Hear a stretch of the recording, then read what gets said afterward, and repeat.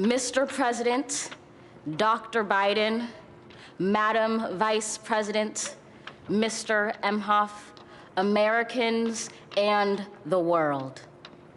When day comes, we ask ourselves, where can we find light in this never-ending shade? The loss we carry, a sea we must wade. We've braved the belly of the beast. We've learned that quiet isn't always peace, and the norms and notions of what just isn't always just is. And yet the dawn is ours before we knew it. Somehow we do it. Somehow we've weathered and witnessed a nation that isn't broken, but simply unfinished. We, the successors of a country and a time where a skinny black girl descended from slaves and raised by a single mother can dream of becoming president, only to find herself reciting for one.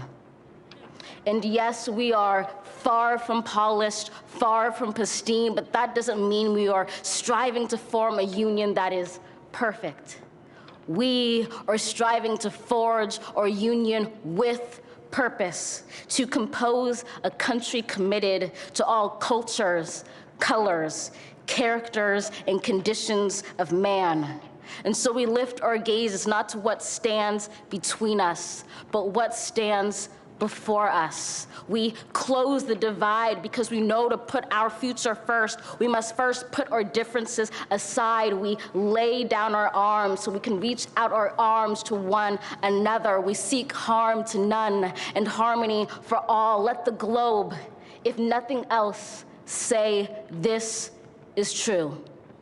That even as we grieved, we grew, that even as we hurt, we hoped, that even as we tired, we tried, that we'll forever be tied together, victorious, not because we will never again know defeat, but because we will never again sow division.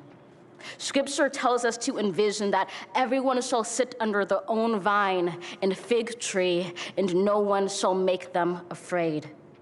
If we're to live up to our own time, then victory won't lie in the blade, but in all the bridges we've made. That is the promised glade, the hill we climb, if only we dare it, because being American is more than a pride we inherit. It's the past we step into and how we repair it. We've seen a force that would shatter our nation rather than share it, would destroy our country if it meant delaying democracy. And this effort very nearly succeeded. But while democracy can be periodically delayed, it can never be permanently defeated.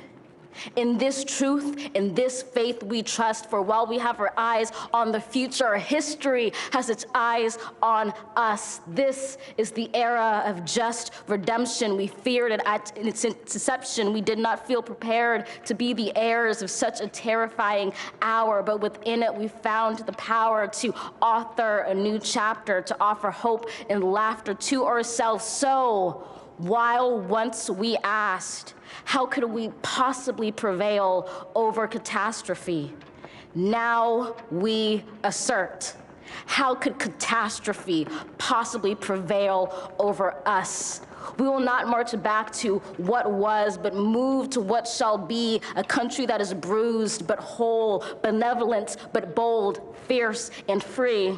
We will not be turned around or interrupted by intimidation, because we know our inaction and inertia will be the inheritance of the next generation. Our blunders become their burdens. But one thing is certain: if we merge mercy with might and might with right, then love becomes our legacy, and change our